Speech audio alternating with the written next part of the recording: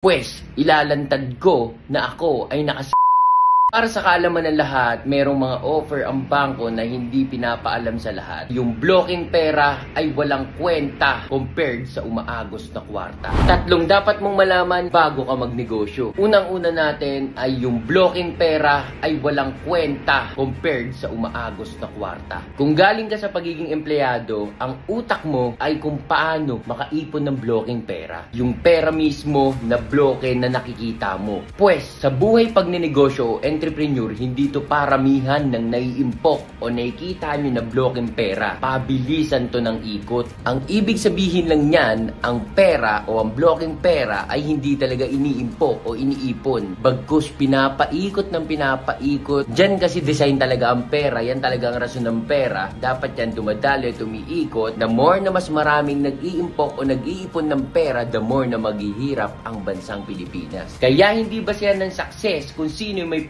pinakamaraming ipon o naitabi na pera. Bagkus, ang basihan ng success pagdating sa entrepreneur ay yung pinakamabilis magpadaloy ng pera. Alam nyo ba na sa buhay entrepreneur o negosyante o businessman, mas marami kang ipon, mas mahirap ka. Mas wala kang ipon pero mabilis ang daloy ng pera, mas credible, mas mayaman ka. Kaya kung napapansin ninyo, ang top 10 na pinakamayaman sa buong mundo, hindi naman bumabase sa pinakamaraming naipon o naimpok na pera. Ang basihan ay yung net worth o real wealth nila. Dahil ang pag-iimpok o pag-iipon o ang blokeng pera ay wala talagang kwenta. Kung hindi mo ako naiintindihan, kasi nga hindi ka pa nagnenegosyo. Basta ang dapat mong malaman, mali ang pag-iimpok, dapat paikot. Pangalawa natin, ang pera ay pumupunta sa mga meron at umaalis sa mga wala. Nakakatawa na realidad, the more na nagsasucess ang iyong negosyo, the more na lumalapit ang kwarta o pera, the more na kailangan mo talaga ng kwarta, dun ka hindi mapapahiram o dun hindi lalapit ang pera sa iyo. Ihalimbawa na lang natin ang bangko. Kapag yung negosyo mo ay nag-iikahos, dun ka hindi mapapautang o mapapahiram ng bangko. Pero kapag nagsasucess ang iyong negosyo, dun sila nangungulit na magpahiram ng kahit 10 milyon, 20 milyones, dun sila mangungulit kahit hindi mo naman talaga kailangan. Speaking of bangko nga pala, meron nga pala tayong content sa susunod na araw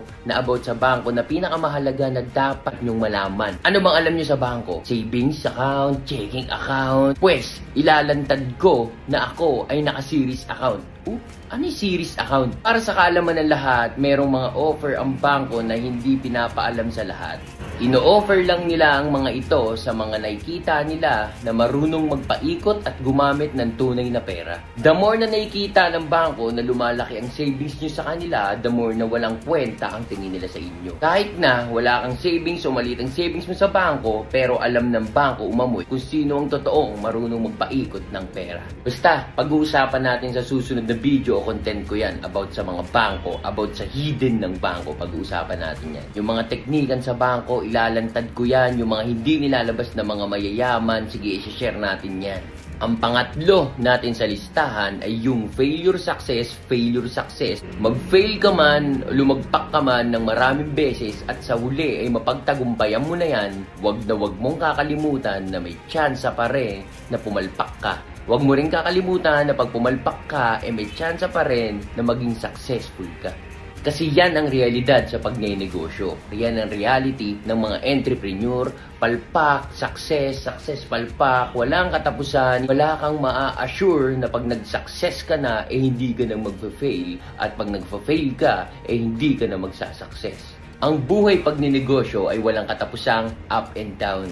Minsan, sobrang tagal sa down, pero pag nag-success, sobrang success, pero saglit lang. Huwag kang ma-stress kahit na nagtagumpay ka na at lumagpak kang muli. Kahit gaano ka ingat at kahit gaano mo iwasan yan, talagang lalagpak at lalagpak ka pa din. Magkakamali ka pa din. Ang mahalaga, lagi kang humahakbang paharap. Disclaimer nga pala about sa sinasabi ko na blocking pera ay walang kwenta, sari-sariling critical thinking yan o i-critical thinking nyo na lang din yan.